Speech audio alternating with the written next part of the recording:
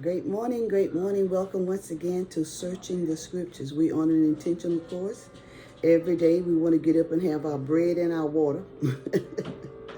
Okay, the bread is the living bread and the water is the living water coming from the throne room of God. And just like we intentionally get up and have our coffee and stuff like that, we want to make sure that we stay connected with eating the Word of God because our soul needs that to continue to flourish and continue to, because a garden that's watered is a flourishing garden.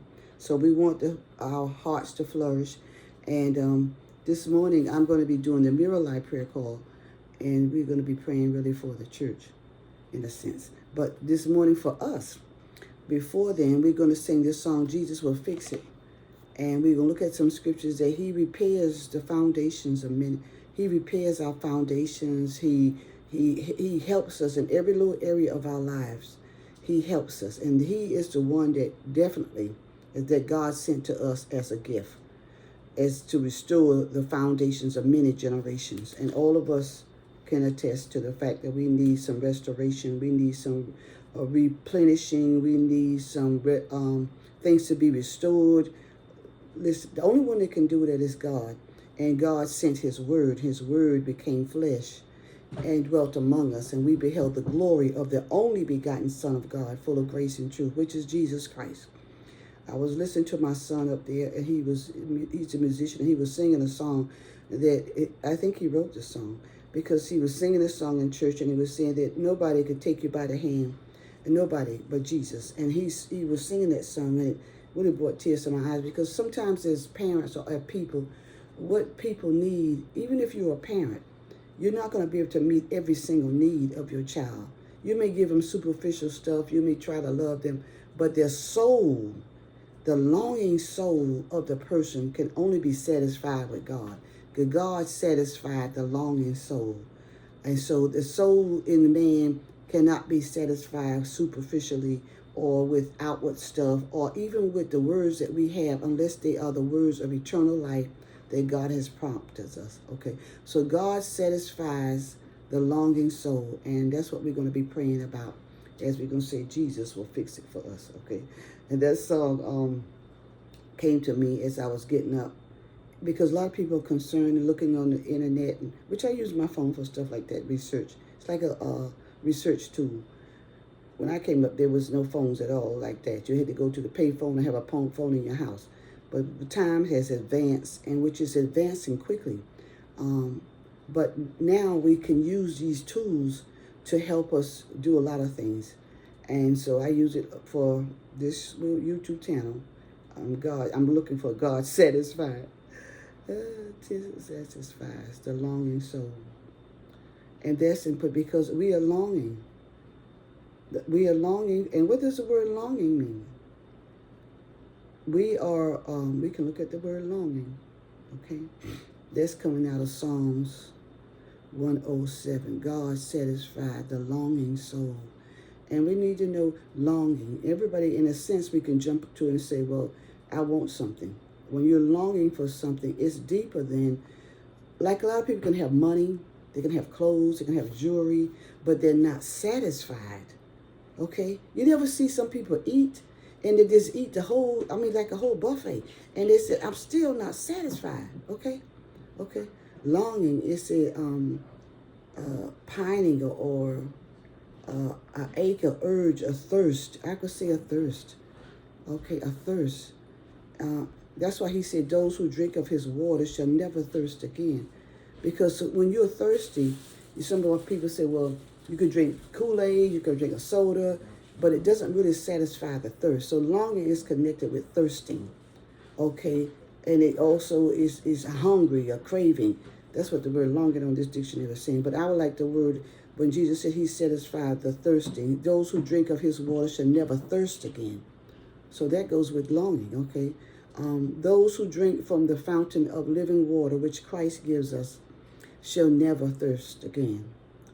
Okay, so that's what we need. We need Jesus, who's fixing everything to fix our longing soul. And that's what we're going to look at today, right quick. Those who drink from Christ will never thirst again. That's what the woman at the well said. They'll never thirst again. And we look, that thirst is connected with longing. All right. So this is what we're looking at. And no matter how many degrees people have and how much stuff they get, it's something about the soul that is just not content. Okay? It's not content. Okay? It's not. Everyone who drinks this water will thirst again. This is a woman at the well. Okay? And we're going to sing. So we welcome you to this YouTube channel. We're on Intentional, and we want to eat and drink every day from the fountain that never runs dry. That's Jesus, because he never, that's another word, he never drink. This fountain, which you're going to look at in John with the woman at the well. So let's pray. Father, we thank and praise you, first of all, that you never slumber nor sleep. As we get up this morning, we thank you for the activities of our limbs, and you woke us just to this day, which you have made. We shall rejoice and be glad in. We thank you for the saving knowledge of the truth, your word, hallelujah, written on the tables of our heart. We thank and praise that you have brought us out of the darkness into your marvelous light. We thank you for the light of the gospel of Christ illuminating our very being, the very depths of our souls. And we're talking today about longing and thirsting. And we thank and praise that Jesus will fix it. Jesus will fix it. Whatever we're going through, we know that Christ is the answer to every problem that we have. Hallelujah. As a sabakosha, everything that we may encounter as a human being, he's already secured it. And he's already, hallelujah, Lord God, fixed it. We thank and praise you. Sabakosha, as they hung on the cross, he said it is finished. And I thank and praise you, Lord God. Help us to enter into that rest and cease from our own labor. Oh God, help us, God, in our souls to that's continuing to long and continuing, oh God, to search and continuing, oh God, to want. Even though we dressed and we may be fed, we see so many times that the necessity of what the soul need is not met by superficial things. It's not met, oh God, by food, my God, material things, oh God, of food that goes into the belly, Lord God. But we really need you, oh God, to saturate us and to and to fill us, God. We need you to rule in our hearts and minds, oh God, for we are moving and breathing in you, Lord God, hallelujah. And once we were cut off through the first Adam, Lord God, hallelujah, we could never ever find rest until we are hooked up with you again. And even now that we have been born again, we find that we are still striving, oh God, and still seeking you until we're made perfect, oh God, in you, until we are fulfilled, until we come into that perfect man, Lord God. We will not be satisfied until we truly, hallelujah, are made one with you, Father, in the name of Jesus. Have your way in our hearts, in our minds, in our souls, in the very essence of who we are. We pray your will be done in us and through us, oh God. Nothing, hallelujah, can take the place of you. Nothing can satisfy us like you can, Lord God. Hallelujah. We ask you to have your way in us. My God, hallelujah, have your way in those souls who come to this channel for the first time. I pray that they will see Christ. I was thinking about the song, your reflection, let us be, Lord God, that they will see Christ in us, that they will see a vessel, Lord God, that you are working in and through, and you desire that they be saved too, Lord God, for you paid the price. You paid the price that we all might have a right to the tree of life, and that life is in Christ. Have your way as we yield to you our body, soul, spirit, desires, and everything that pertain to us, as we say yes, Lord, and not quench you or grieve you or draw back from you. We ask you to have your way in the lives of my sisters and brothers around the globe, around this earthly, oh God. My God, some people saying it's flat now. Lord, you know what you said. You sit upon the circle of the earth. So whatever the circle is, that's where you're sitting, Lord. We pray that those around this earth, oh God, would be in your presence, and that they will hear you. Their ears will be open and their heart to receive it, because only through you are we satisfied. Hallelujah. Only through you, hallelujah, that we don't have to hunger and thirst anymore. Our soul needs you. Hallelujah, Lord God. We ask you to have your way. It's in Jesus' name we pray. Amen. Okay, so I threw that in there about the circle because some people trying to say that the world is, like they said one time, flat, and now they're saying it's not this. But it says in the scriptures that God sit upon the circle. Okay, so whatever the circle is, God sits upon the circle,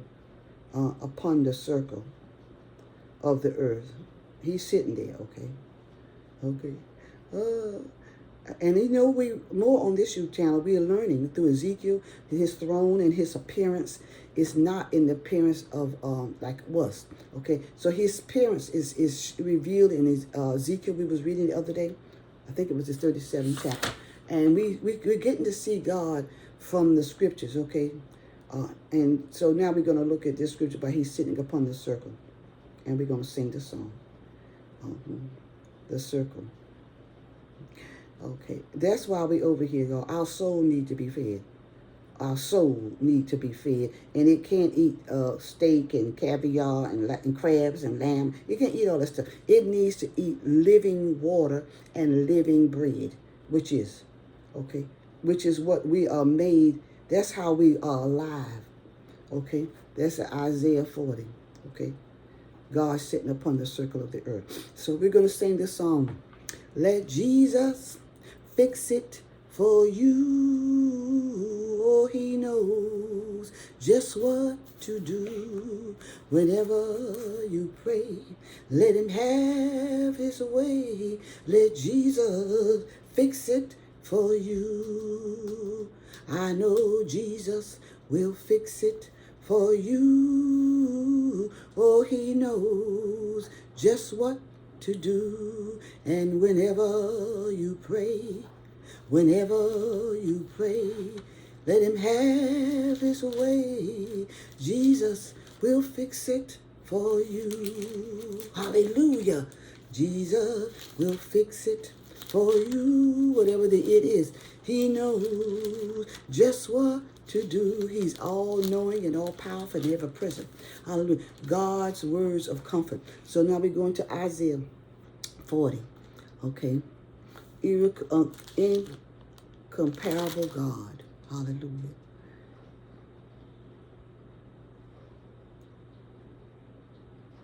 Let's go to this. This words of comfort say, comfort ye my people, saith the Lord. Speak ye comfortably to Jerusalem, and cry unto her that her warfare is accomplished, and that her iniquity is pardoned, for she has received of the Lord's hand double for all her sin. That means your chastisement and your days of struggle is over.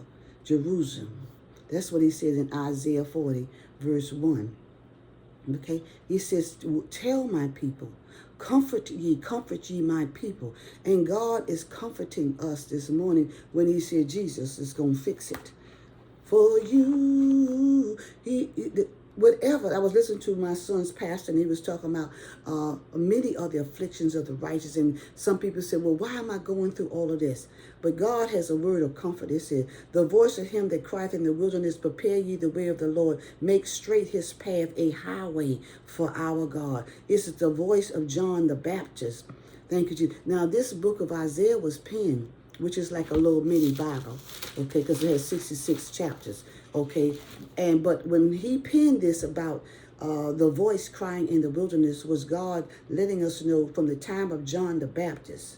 He said, from the time of John the Baptist, the kingdom of heaven suffereth violence, and the violent take it back by force. So God knows that his kingdom is under attack. And from the time of John the Baptist, he began to speak the word of comfort to his people. In fact, it says, unto us a child is born, in Isaiah 2. Unto us a son is given. So God sent his son to be our comfort, to be the one that will fix it for us. Hallelujah. For he knows just what to do whenever we pray. Let him have his way. Jesus was sent to fix things for us. Okay, it said, every valley shall be exalted, and every mountain and hill shall be made low, and the crooked shall be made straight, and the rough places plain. And the glory of the Lord shall be revealed, and all flesh shall see it. for the mouth of the Lord has spoken. So we see in Isaiah coming with the same thought. Jesus is fixing it from Isaiah 40, verse 1. Okay, you can read on down. I'm just going to skip a little bit. I stopped at the mouth of the Lord has spoken this. Not like us. When we say something, I want to do this, I want to do this, then we come back and say, I'm sorry, I wasn't able to do it. Because, listen, we can make promises and things. That's why I said, let your yea be yea, your nay be nay, anything else come of evil. And I was over here telling them some things, and I said, I'm not going to keep making all these pictures of lemonade, okay? And then I turned around, and my husband said, I thought you said you're only going to make one. I said, Jesus, I lied again, and I ended up making two. I said, Lord, help me to stay true to what I say. Help me, Jesus, or just not to say anything at all, okay? Just say the Lord's will, because that's what it's going. So, but this word of comfort is coming to us, okay? I'm going to skip down on the same chapter 40.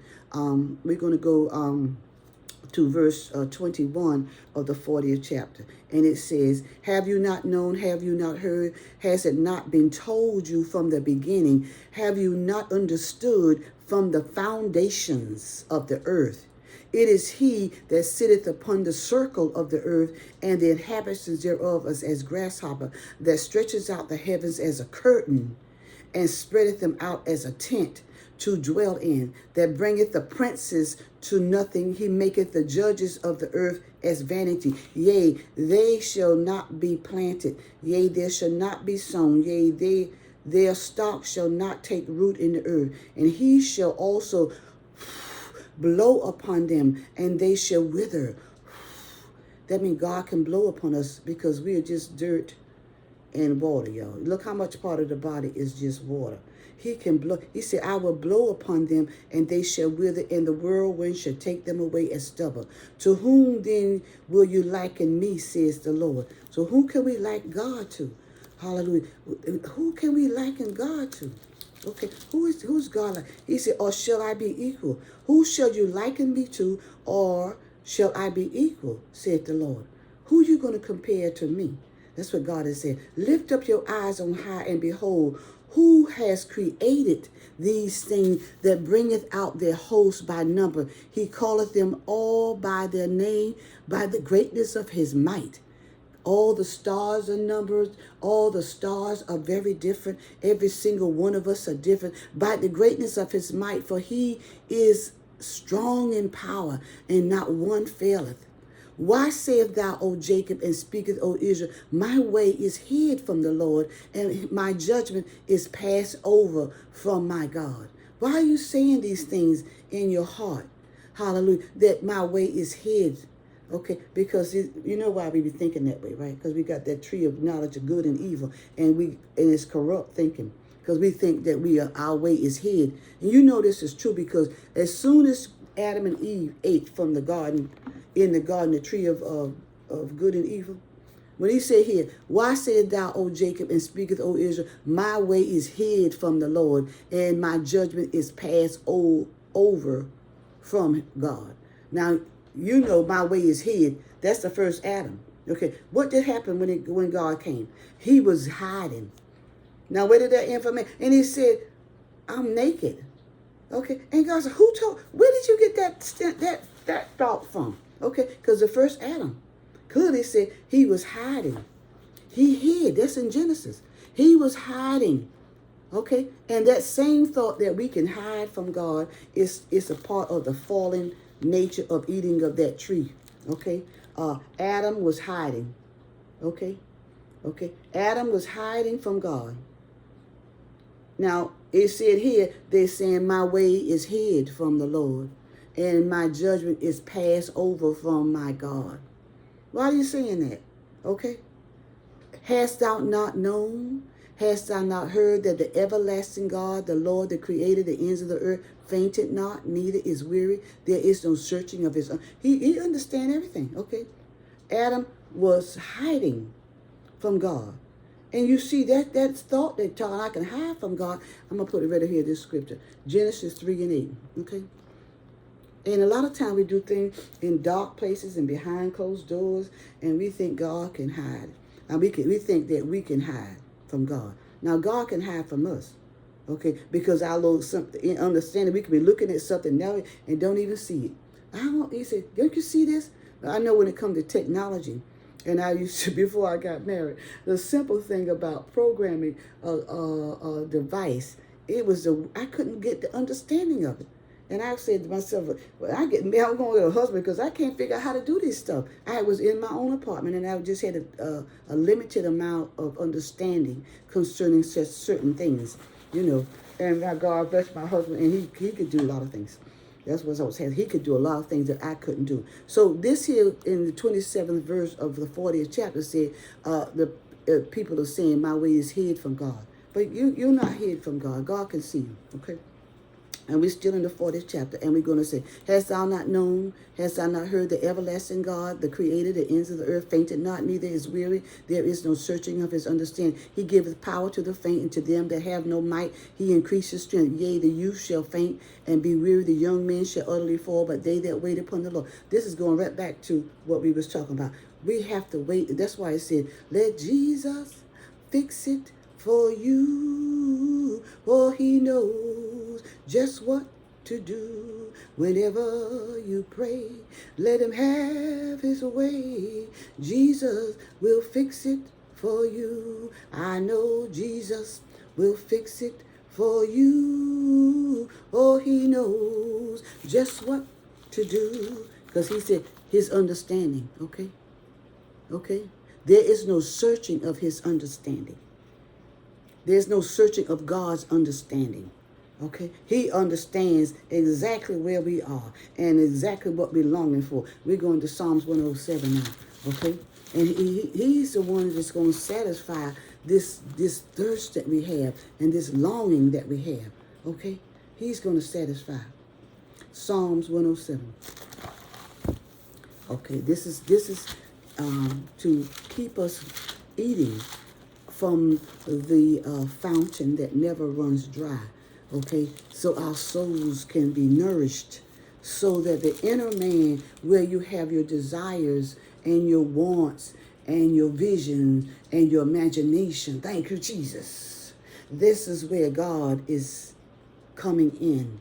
Once we are born again, he comes in and makes his abode in the essence of ours, the center of our being, okay? Psalms 107, verse 9. Oh, that men would praise the Lord. You said, it's the whole thing. Say, oh, give thanks unto the Lord for his good, for his mercy endure forever. Let the redeemed of the Lord say so, whom he has redeemed out of the hand of the enemy. Okay? To redeem out of the hand of the enemy, that's important. You know why? Because the Bible said when we are not in the will of God, we are in the hands of the enemy. And who is the enemy? Everybody know who the enemy is? It's the devil. That's the enemy of man's soul. That is the enemy. It said, let the redeemed of the Lord say so, whom he has redeemed out of the hand of the enemy. Now you got to know the enemy is the devil. Because he was there in the garden and he convinced Eve, and then Eve gave to her husband and they fell. And then you see all through the Bible where the time for Job, the devil came up and said, Job don't serve you for nothing. The Bible called him the accuser of the brethren. The accuser of the brethren. Okay, that is the enemy. But he said, let the redeemed of the Lord say so, whom he has redeemed from the hand of the enemy. The accuser of the brethren, that means the devil who's accusing you when you do something wrong. Okay, here is the adversary bringing accusations, because he was up there in heaven with Revelation. The accuser of the brethren has been thrown down. So we can put up here, we know that he was cast down, because Revelations tell us. Now, you know when somebody is always bringing up your past and your mistakes and your issues, and they won't ever let it go. They just want to keep reminding you of your weaknesses and how many times you done failed, and they just keep just throwing it up in your face. They say this is the enemy because he's considered the accuser. Okay? The accuser of the brethren. Okay? Okay? So when people start accusing you, you know what that means. They are making sure that heaven know this person has got problems, and this person did this, and this person did that, and this person did this, and they don't want to let it go. Okay. So he said, those who have been redeemed of the Lord from the hand of the enemy, say so. I've been redeemed. I've been washed in the blood, in the soul cleansing blood of the Lamb. And they say, are your garments spotless? Are they white as snow? Are you washed in the blood of the Lamb? Have you been to Jesus for his cleansing power? Are you washed in the blood of the Lamb? I need to get that song. Are you living each day with the crucified? Are you washed in the blood of the Lamb? That's it. This is important because if Jesus is going to fix it for you, you got to get washed in the blood of the Lamb. You got to get washed. Look at this. This is my pastor, Cindy, Pastor Capers. He's the pastor of Freedom and his wife. And I got them called. But we're going to look at it. Are you washed in the blood of the Lamb? In order to be fed and nourished, okay, you got to be washed. Are you washed in the blood, in the soul, cleansing blood of the Lamb? 170. We're going to sing that song. We're not going to make this long, y'all, because we got another prayer group that we got to pray on. Okay, we're going to sing this song. Okay. Have you been to Jesus for the cleansing power? Are you washed in the blood of the Lamb? Are you fully trusting in his grace this hour?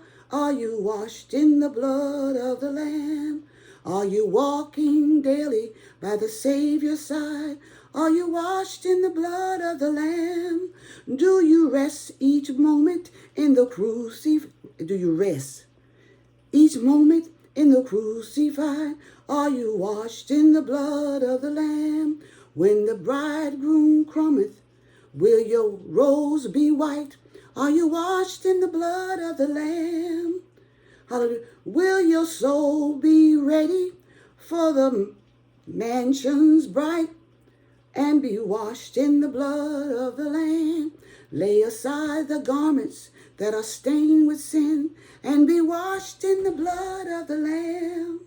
There's a fountain flowing for the soul unclean. Oh, be washed. See, the fountain is the living water. Hallelujah. There's a fountain flowing for the soul unclean. Oh, be washed in the blood of the Lamb.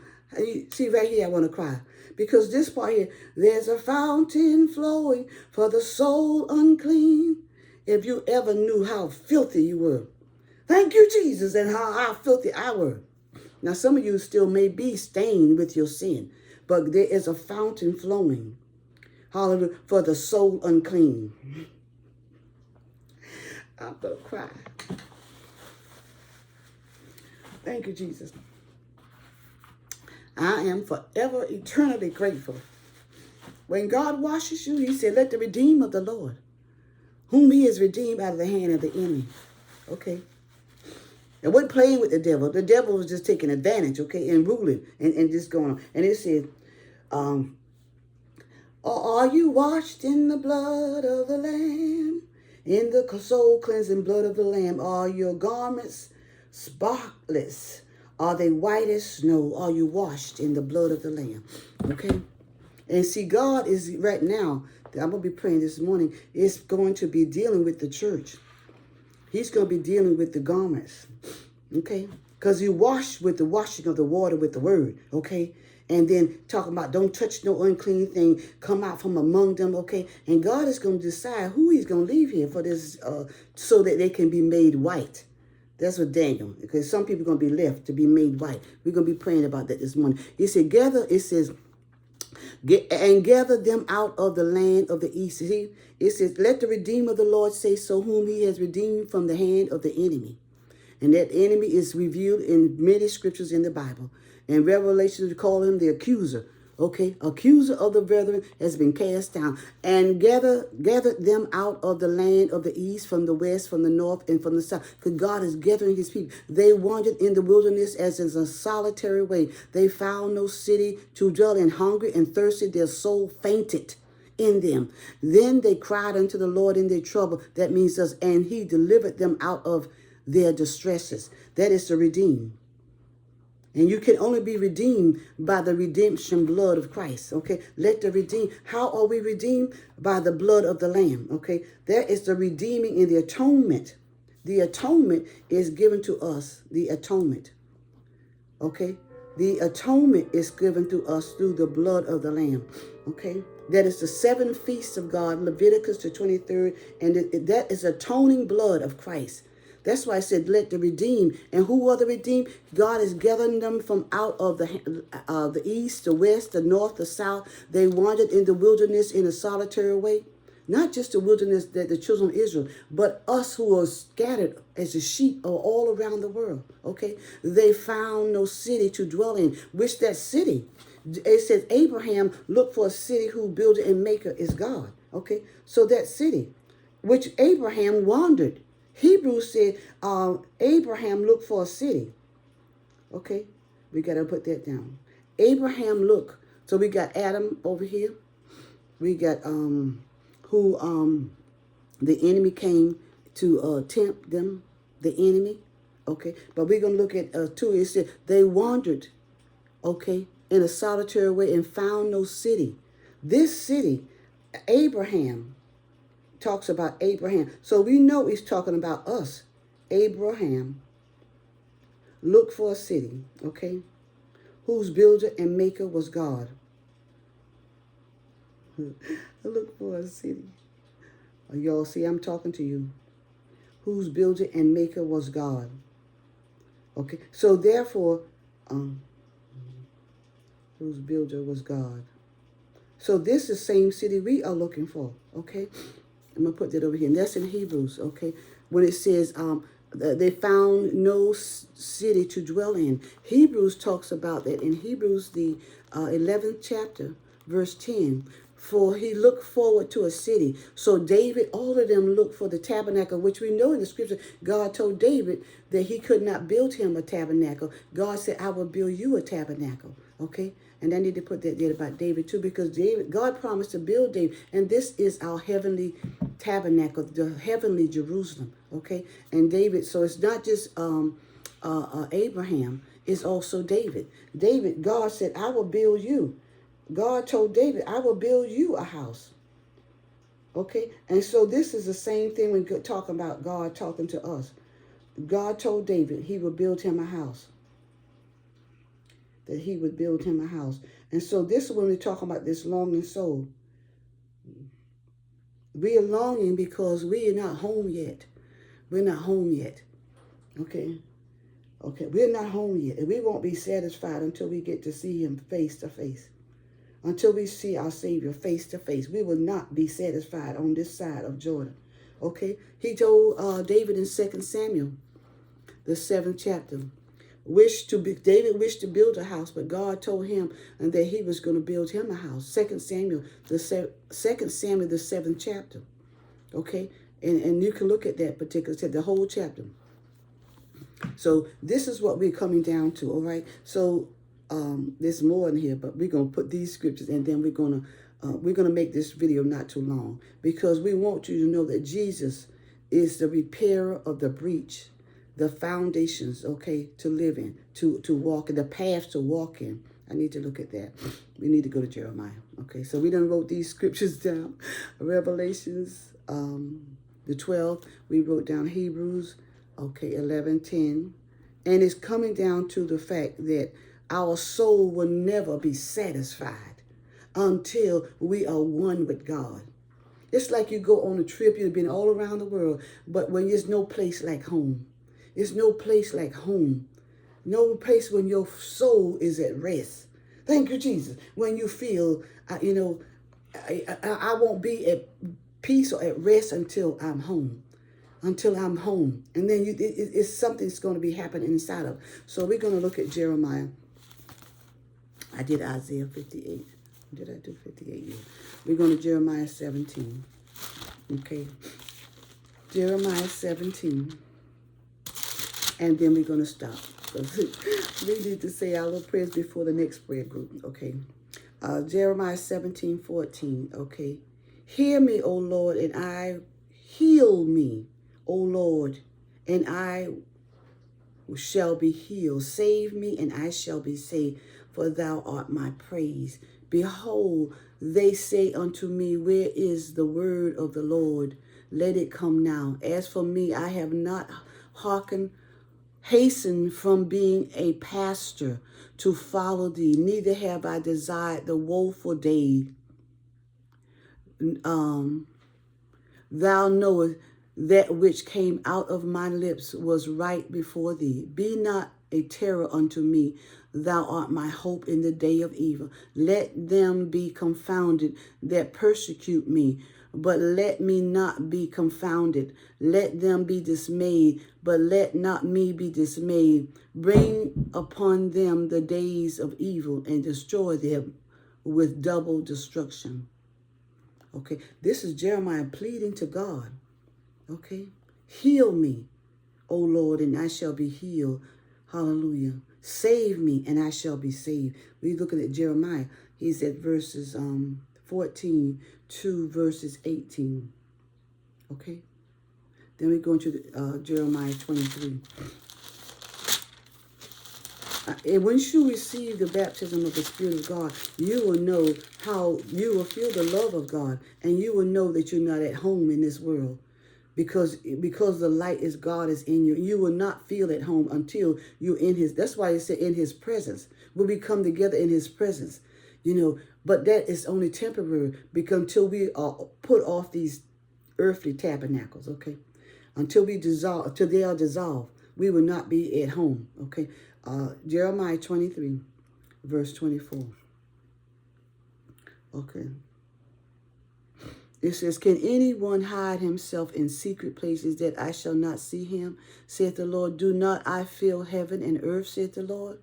I have heard what the prophets said, that they prophesied lies in my name, saying, I have dreamed and I have dreamed. How long shall this be in the heart of the prophets that prophesy lies? Yea, they are prophets of the deceit of their own hearts, which think to cause my people to forget my name by their dreams, which they tell every man to his neighbor, as their fathers have forgotten my name for Baal.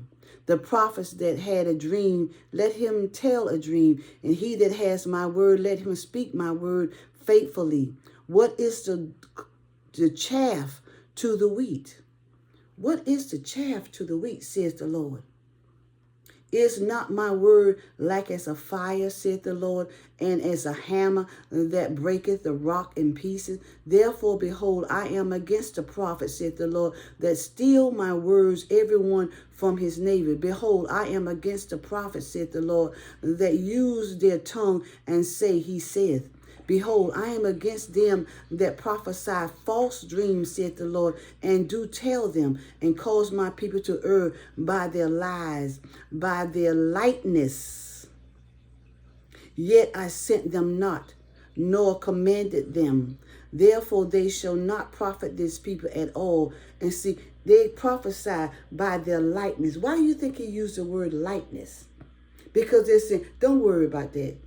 God is love, and don't worry about it, okay? It's their lightness.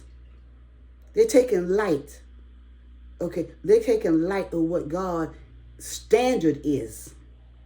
What his standard is not changed. That's what we're going to be praying about this morning. God's standard has not changed. It said, that was Jeremiah 23. We're in the 23. You can read the whole 20. Okay, but this we're going to finish here. Behold, I am against them that prophesy false dreams, saith the Lord, and do tell them, and cause my people to err by lies and by their lightness. Okay, and he put the reference to this is in Judges 37. Okay, by their lightness. Okay, they erring by lightness. In other words, when people say it doesn't take all that. Okay. Okay, judges, we need to look at that. Because when some people give you permission, God understands your weakness. And God understands this. David warned Solomon. You don't say God is going to cut you off. Okay? Judges 3 and 7, because this is referring to the lightness. it says, and the Lord said unto Joshua, this day will I begin to magnify thee in the sight of all of Israel, that they may know that I am, as I was with Moses, so I will be with thee. Thou shalt command the priests and that bear the ark of the covenant, saying, when you come into the brink of the waters of Jordan, ye shall stand still in the Jordan. Okay, so God has a standard, and we're going to look on down to verses. So God is saying, I'm going to, Joshua, today I will begin to magnify thee in the sight of all of Israel. In other words, so that they can see that as I was with Moses, so I am with you. Okay, they have to know that I'm with you. They have to know not to take it lightly. Like, because a lot of times people say, well, this God is not with this person. Okay, like we saw the other day. Okay, and so he said, I'm going to magnify my vessel so you know that I'm with this person. That's what we're going to learn in the scriptures this morning as we pray. Okay, so now he's given us to go to the 8th chapter, verse 33 of Joshua. Okay, let's see, the 8th chapter. Okay, this is the 8th chapter, verses 33 to 34. Okay. And all of Israel and their elders and officers and their judges stood on this side the ark, and on that side before the priests and the Levites will bear the ark of the covenant of the Lord, as well as the stranger, as he that was born among them, half of them over against Mount Gerizim, and half of them over against, as Moses the servant of the Lord had commanded before, that they should bless the people. And afterwards he read all the words of the law and the blessings and the cursings, and according to all that is written in the book of the law. Okay, this is Joshua. Then Joshua built an altar unto the Lord God in Mount Ebal, as Moses, the servant of the Lord, commanded the children of Israel, as is written in the book of the law of Moses, as an altar of whole stones, over which no man had lifted up, nor an iron. And they offered burnt offerings unto the Lord, and sacrificed the peace offering. And he wrote there upon the stones the copy of the law of Moses, which was written. And all Israel and all elders and all officers and their judges stood on this side. So God is moving in the life of Joshua to let the people know, I'm speaking through Joshua. I am confirming Joshua's words. I'm confirming what Joshua is doing. And that's what God will do with all of his servants that God has chosen. That's what we're going to pray about this morning too. We're going to be praying about that. So now we're going back to Jeremiah and close out with that. And then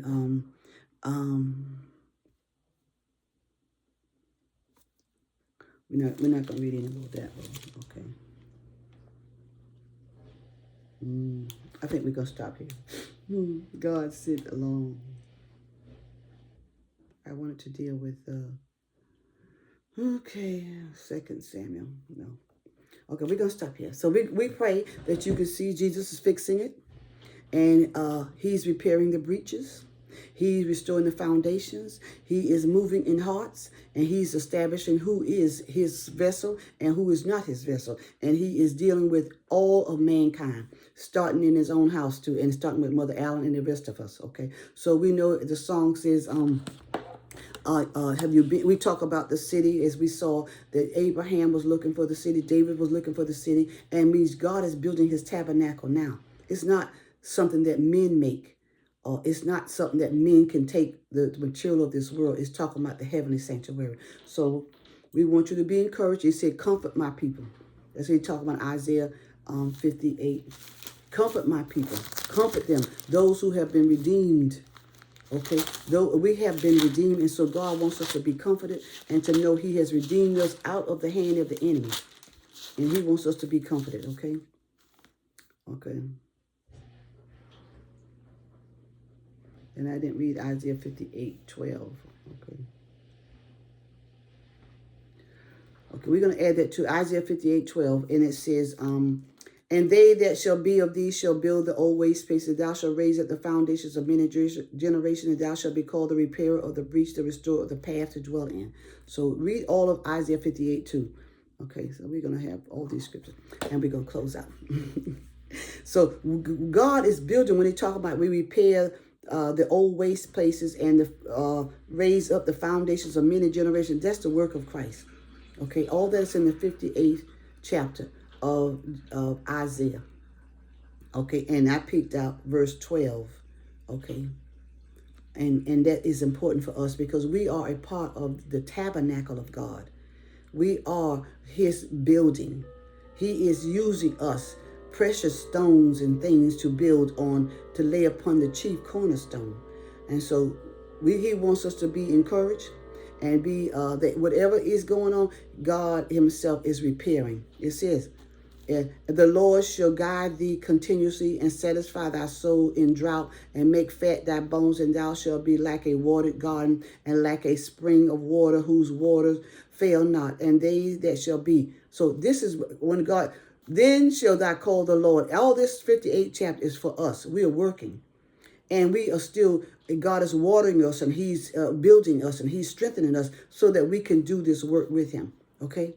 Those that be of thee shall build the old waste places, and thou shalt raise up the foundations of many generations, and thou shalt be called the repairer of the breach, the restorer of the paths to dwell in. Okay, that's going to be the last. We're going to end with that. Okay. I love you. God loves you. And you're on this channel for a reason. Just a regular person who God has blessed and continuing to bless. Okay, after I was reading the scriptures that I'm going to be praying this morning, I was repenting it. Because, see, when the Spirit of God is moving, when God's Spirit is moving, people are not mindful of. They think the Spirit of God, because people fall out or speak in tongues. No, he is the power of God. He is God in the midst. Okay, when the Spirit of the Lord is in the house, God is in the midst. Okay? And God, there's nothing that we can hide. We just learned it. Nothing we can hide. Not even our thoughts from him. Not even our thoughts. Okay? And if people don't reverence God because they say, well, people falling out, and they see people going like, this person falling out again. God see that. He see our attitude. That's what I'm going to be praying this morning about. If we don't reverence the presence of the Lord, okay, it's not just to shout and dance. Because when he comes on you, you do get a flood of joy.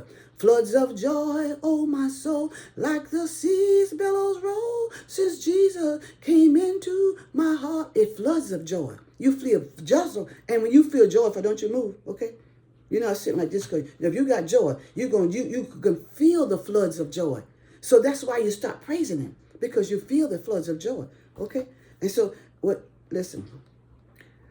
Right now, we want to be encouraged, and I'm going to go back and I'm going to try to put these scriptures down and then go ahead and get ready for my next prayer group. Listen, you on this prayer group, it's 3-something in the morning. Mother Ellen got up a little early, and we got to take time out to pray for the next group. Let's close out. Father, we thank and praise you. First of all, we are your workmanship, created in Christ unto good works, to go forth and show forth your praise. We thank and praise you for the work that you're doing in us and through us. The Bible says we shall all be taught by thee. Lord God, in thee, you said that you will live, move, and breathe in us. And we thank and praise you, Lord God, that you're walking in us and talking in us. And in you, we live and moving and breathing and having our being. And not only that, God, we thank you for you rest, rooted, and abiding in our hearts. We pray your perfect will be done in our lives. We thank you for transforming us. First of all, sanctifying us, regenerating us, conforming us, transforming us, oh God, into the image of Christ. God, that we would truly be the vessels of honor in which you're calling for. We ask you, oh God, to continue to wash us with the washing of the water with the word. Continue to cleanse us from all unrighteousness. Sabako stains, oh God, sins of omission and commission, sins of thoughts, words, and deeds, Lord, anything in us that's not like you. We pray that you will purge us. This morning we're praying, oh God, for purging and cleansing. Oh God, that we would truly be a vessel of honor, fit for the master's use in this season and time. Be, oh God, hallelujah, Hallelujah, in the hearts and minds of every single soul. Help them to know that you love them. John 3:16 and 17, that you loved us so much that you gave your only begotten son. Hallelujah, as Isaiah 9 and 6 says, oh God, for unto us a child is born, unto us a son is given. We thank and praise that you've given us your only begotten son, that whosoever believeth in him shall not perish, but have everlasting life. We thank and praise you that life is in Christ. We say yes to your will, your way, and your word. We yield to you our body, soul. We thank you for the living water. We thank you for the food for our souls. Oh God, that we might be nourished and replenished, as you said in Isaiah. Okay, we shall be a watered garden. Hallelujah. Watered garden, like a watered garden, and like a spring of water whose water faileth not. We thank you for the times of refreshing as you continue to work in us and through us. We say yes, Lord, to your will, your way, and your word as we commit the keeping of our souls and everything that pertains to us into your hands. In Jesus' name we pray and ask these and all blessings and count it done. Amen, amen, amen. So we're going to put this here, okay? Jesus will fix it for you. The repairer of the breach, okay? The restorer. I was supposed to make that the repairer of the breach. I should make that the thing. Okay. The repairer of the breach, the restorer of the path to dwell in. That's what we should make this here. Jesus gonna fix it. He is the repairer of the past, repairer of the breach. Okay. All the breaches in your life, God gonna repair it. Repair of the breach. And you know what? Look at the word breach. Okay. And the restorer of the past. So we're going to make that the subject. Be blessed and walk in victory. Okay. I love you and God loves you too. Be blessed. Amen.